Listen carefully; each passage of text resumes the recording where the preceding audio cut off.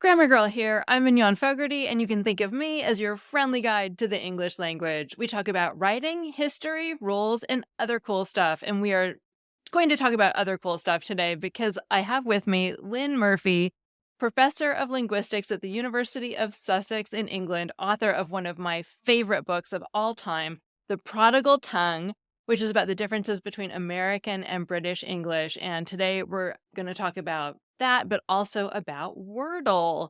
Welcome, Lynn. Well, thanks. I'm glad to be here.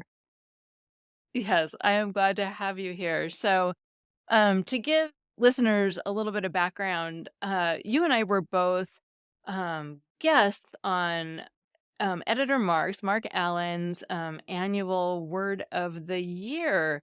It's like a Zoom chat thing, and Wordle came up. Do you remember why we were talking about Wordle in the first place?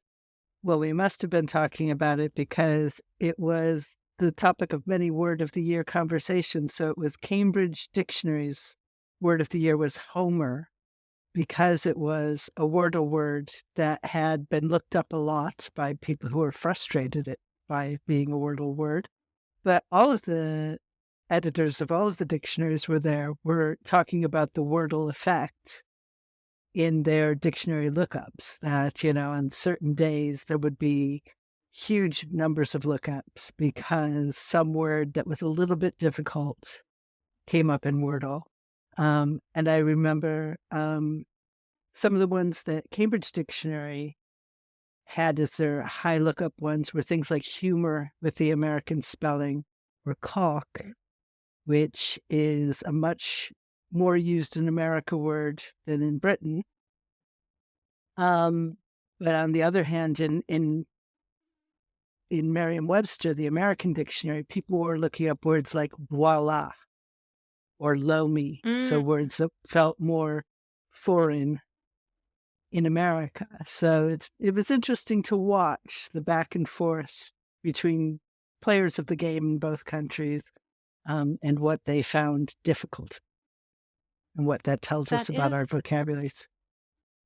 yeah. So, do you hear people around you in Britain complaining about words that are too American on certain days? On certain days, yes, although there are a fair number of British Wordle players who just, take it in their stride and think, it's a game that's, started in America, albeit by a Welshman. But he Oh, was a Welshman who had lived in the US for quite a while. He was making the game for for his American girlfriend. And so it was American spellings that went in. And of course, when the New York Times bought it, it was American spellings that stayed. But yeah, so every time there's, humor or tumor or honor, any of those words without the U, you'll get some mild griping on Twitter about it. that In makes fact, I sense. remember it when it was Homer, that I remember particularly a cartoonist over here in Britain. Um, Months later, he was still tweeting about it, saying, "I still haven't forgiven Wordle for Homer," you know, And because it is ruined his Homer, streak. is it not? Oh, it ruined his streak. Yeah, those streaks matter. Is or we get attached to them at least. Is Homer isn't as popular in Britain because baseball isn't popular in Britain? Is that why? Yeah, baseball's not popular at all in Britain, although a lot of baseball phrases have showed up in Britain, like, talking about stepping up to the plate or, doing a home run. British people would definitely understand that, but the more colloquial talking about a homer was not as familiar. That said, there are some uses of homer in British English. They're just not very common uses. So pigeon racers call their birds homers. There's a Scottish usage of the word homer, which means a job that somebody does in somebody's home. So like if you're a hairdresser and you do a house call, that's a homer. Oh, that's So fascinating. there are some uses of Homer in Britain, but not everybody uses them. So it was a word that stumped a lot of people. Yeah. I'm not certain I would have thought of it. I'm not a big baseball fan myself. When I hear Homer, the first thing I think of is The Simpsons of Homer Simpson. Yeah, that was a lot of people when they got the answer or didn't get the answer. The tweets that were going out that day were all "dough" in a sort of very Homer Simpson way. Oh, that's very clever. So one of the things you said in the Zoom call we were on is that English is well suited for games with 5-letter words, and I thought that was intriguing. I've become a little bit obsessed with it. I was thinking about how there is pretty much no position in a 5-letter word where any of our 26 letters cannot go. I mean, that's a little bit of an exaggeration. There are 3 things you cannot do with 5 letters. You cannot have a word that ends with a J, a word that ends with a V, or a word that has Q Hmm. as its second to last letter. But other than that, there are words with every, you can have an A in first position, second person, third position, etc. A B in all those positions, a C in all those positions. So that makes it a really wide open playing field. And if you compare Wordle with other word games with other word lengths, so there's Wordle with a G, which has 6 letters, Hmm. which does use British spelling. So, and today the answer was honor with a U, Honour. But if you play Wordle, you will get Wordle 2 or 3 guesses. It's very rare to go beyond 3 guesses in Wordle with 6 letters, because with 6 letters, the words are much more predictable. So there are lots of words that end with ER. There are lots of words that end with LY. There are lots of words that start with RE or DE or IN. And so they get very, very repetitive. Versus the 5-letter words, we've got all these nice old English words that have lots of consonants together, clump, stamper, lots of consonants. We've got all sorts of borrowings from all sorts of languages. So shake was one, SHEIK, was one that stumped a lot Hmm. of people. We just said voila was another one. Words like kayak or, uh, fjord, you know, put all these letters in different combinations and make it just that little bit trickier to solve. So even though there are only 2,000 words that can be that can be the answer in Wordle, and there are only less than 10,000 or around 10,000 5-letter words in the English language altogether, that you could play in Wordle. They won't be the answer, but you can play a lot more words than will be the answer. What you can do with those words is really, really varied. Another thing is that in 5 letters, you can have 1, 2, or 3 syllables, Hmm. right? So if we were doing 4-letter words, you could only get up to 2 syllables. But because we've got that 5, we've got so much more flexibility and so much more unpredictability about where those letters are going to go. So it makes it fun, I think. Yeah. It's funny. I think that if you had asked me, I would have thought the one that has more letters, 6 instead of 5, it would have been harder to solve. It would, because there's so many more places you could put letters. Yeah, there are more words, so there are about 20,000 um, 6-letter words, but a higher proportion of those end with R than the proportion of 5-letter words that end with R, and so where those letters can go is just a lot more limited That in is certain ways. fascinating. And Yeah. now you said that there are 2,000 5-letter words you can play in Wordle, but I think you No, said there there's are 10,000. 10. Yeah. Sorry. No, that's okay. So can you play all 10,000 in Wordle? Yeah. Okay. So Okay. the Wordle dictionary is much bigger than the Wordle solution list. So you could put in the word Xenix, Xenic, Mhm. into Wordle, and it'll tell you how many letters you got right. But that's never going to be the answer to Wordle. Oh, So so you the can use solution those. list. Yeah, is much smaller. I imagine, do you know, did they do that because I mean, when you said that word, I was like, I would never in a million years have guessed that word. That's too hard. So Yeah, yeah, exactly. And you can also put in words like plurals, right? So I could put in something like barks or something like that with an S. That's never going to be the answer. There are no, S ending four-letter words that have been made plural oh, in the solution. But you could play it and be told how many of those letters are right. oh, that's really so is that are those instructions buried somewhere on the site, or did you learn that through, some magical linguist place? Well, I mean, I suspected it when I started playing that they weren't going to be filling it up with words that end with S. Yeah, and that's why if you ever play the spelling bee, the New York Times spelling bee, which is another great word game, there's never an S in the spelling bee because to add in the words that could end in S is just makes things ridiculous. So I suspected it, but then I got my hands on the word list. What are the solutions? And yeah, then I knew for sure. Oh, that's really fascinating. So do you play every day? Most days, some days I forget and lose my Yeah. streak. But yeah, and I started out. You asked before about my saying that English is particularly good with five-letter words. Yeah. I was when I started out, I was also playing it in Swedish. I mean, not Wordle, but the Wordle equivalents in Swedish and French, Oh my thinking gosh. this will help me with thinking about Swedish and French. Um, but they're just not as fun to play in And those why is that? languages. Well, Swedish has got 9 vowels, and it's just a lot harder when you've got 9 vowels to figure out what's the vowel in this word.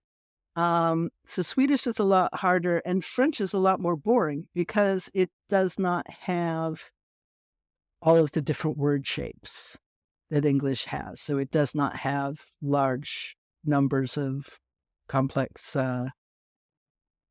consonant clusters at the ends of words and things like that. So yeah, Do you think is that because English has borrowed words from so many different languages that it's just more varied? Is that you think I, that's why? I part of it's that, and then part of it, I think it's also that we're probably less likely than French to nativize the spellings of those in certain ways, or the way that we nativize the spelling of those might be more fast and loose with spelling rules because English spelling rules are so unpredictable anyway. So French spelling rules, there are a lot of silent letters in French.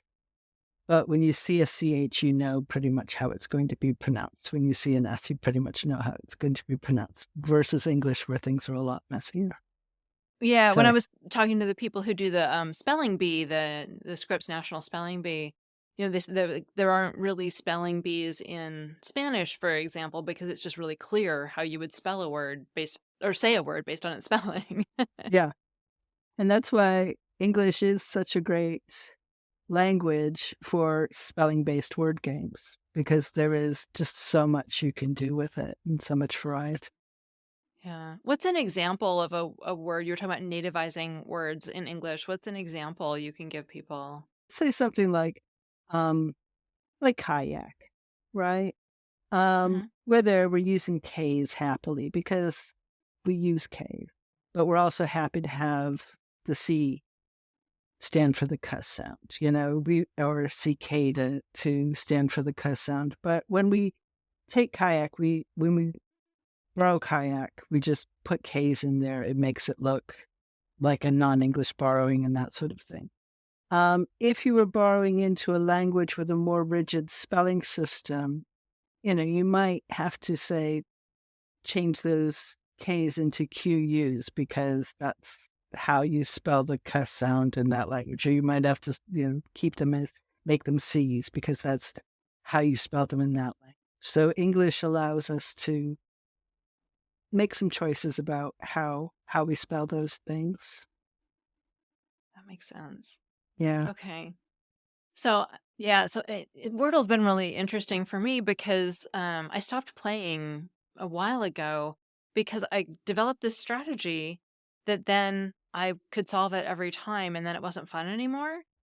So I came up with 4 5-letter words that all had different letters. So I covered all the words of the alphabet in 4 words, and I would just enter those 4 words in the first 4 spaces every time. And then whether I got anything right or not, I just entered those words. And then by the 5th time, I could get it right every time. Mhm. And Mhm. so it took away the whole challenge, but then I couldn't go back to making myself do it the fun way either, since I knew there was a way to always win, basically.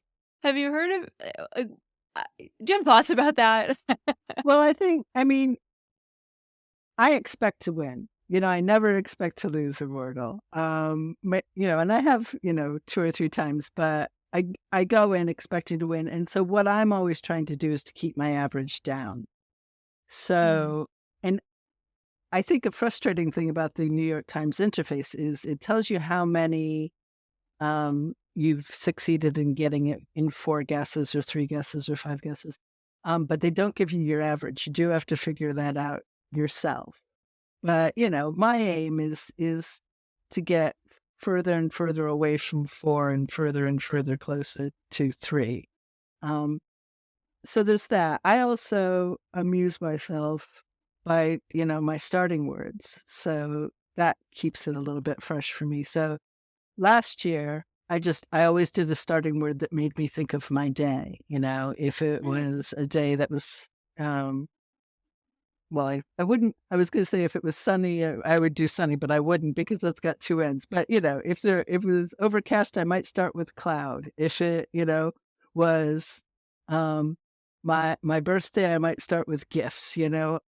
I do something that would make it interesting to me and then see, could I still do it in 4 or fewer if I change my word?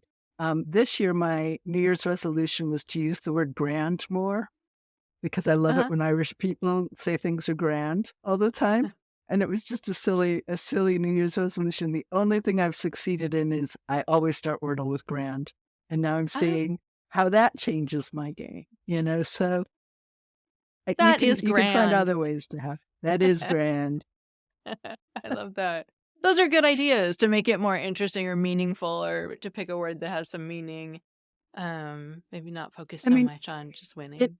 yeah, it makes it interesting. If you're interested in words, it makes it interesting to think about how has choosing this word changed my experience of the game today. Mhm. Yeah. Nice. Very Thank nerdy. you. No, I love it. I totally love it's grand. It's grand. So I want to wrap up, totally switch gears. Well, first, let's take a break for our sponsor, and we'll be right back and we'll talk about this amazing thing about British English. Okay, we're back. Thank you so much, Lynn. Lynn also has this amazing blog called Separated by a Common Language. Did I get that right? Yep. Is that, yeah, correct. Okay, it's Separated by a Common Language. It's about American English and British English. It goes back as long as the Grammar Girl podcast goes back, maybe longer. And I stumbled across one of your very old blog posts the other day that blew my mind. And that's the beauty of this sort of evergreen content that we both do. It's relevant, 15 years later. So can can you so British people, they say and just like American people do, but they just spell it differently. And my whole life I thought they were saying because of the way it's spelled. Please talk about this difference. Well, I mean, it's again about spelling. So I mean, I'm not going to say they say exactly the same vowel sound as Americans do when we pause. It might be a little bit different, but yeah, they're not saying and um when you see ERM or ER in a book. And I discovered this. I mean, I'd lived here for um 7 years when I had a baby here. And when I had a baby here, I watched a lot of subtitled television. And that's when I discovered it because the American people on Scrubs or whatever it is I was watching in the middle of the night, were saying, and it was being subtitled as ERM because that's how you spell the pause sound in British English. Because in British English, in most British Englishes, or most English Englishes at least, you don't pronounce an R after a vowel. So that R there is not signaling it's signaling the quality of the vowel before. So it's not M, it's N. So that's all it's doing. And related to that, I've been doing research on the word please for a long time. And last week, I was doing some research on when you say police, Oh, right? yeah. That kind of exasperated please. And I was looking in internet corpora, so collections of text, to see how are people spelling it. And Americans will spell it P-U-H, please, Hmm. very often, a few other ways, but mostly P-U-H. And the British writers were spelling it P-U-R, please. With an, So oh, the same man. thing. So they're not saying please, they're saying police. It's just the way you spell it. Wow. I would never in a million years put an R there. So it makes me think of, I'm trying to think of an example. And I remember reading that the British are more likely to use further than farther because farther sounds a lot like father in Mhm. British English because they don't pronounce the R. Is Yeah. that correct? I don't know if that's why they don't use it as much, but British people are generally not taught a farther, further distinction. And so it's not something that people worry about here. Hmm. Oh, interesting. That's There interesting are a too. lot of rules that Americans learn as, don't write this, don't say this, or say it this way, not that way, that are just completely foreign to British writing and British editing. And that's one Huh. of them. I would think it would be the other way around because people view Americans as so much more permissive, typically. But you would think that, but any British author who's been edited in America Yeah. knows that this is the way it is. So many authors I've spoken to who complain about that American editor turned all my witches into that's. Mm-hmm. That's a huge complaint by British authors because it's not a distinction that's maintained in Britain as much. Um, yeah, Do you so feel like there are it's a the bit different. same number of rules generally and they're just different? Or do Americans just have more ticky-tacky weird little rules? I think the difference is that in Britain, what really matters is your accent, and that doesn't come out on the page. So if people are going to be judgmental about language, they're usually judgmental about spoken language. And so with grammar, there's a linguist named Linda Pillier who's done some studies on how American editors and British editors work differently. And she's found that American editors, they know the rules. They can recite, things from Strunk and White or things from the Chicago Manual or things like that. They know their rules. Whereas British editors tend to edit by ear. Does it sound right? And not think so much about the rules. So where British people can be very judgmental about pronunciation, Americans are very judgmental about grammar. That's And that's fascinating. where we make our differentiations a bit. Amazing. Thank you so much. I'm gonna have No to have you problem. back to talk about more of these amazing things in the future. For now, we'll wrap it up. Again, Lynne Murphy, author of The Prodigal Tongue. You should buy this book. It's amazing if you enjoyed our conversation. And thanks, Lynn. Thank you so much. It's been grand to talk with you today. Thanks so much. It has been grand.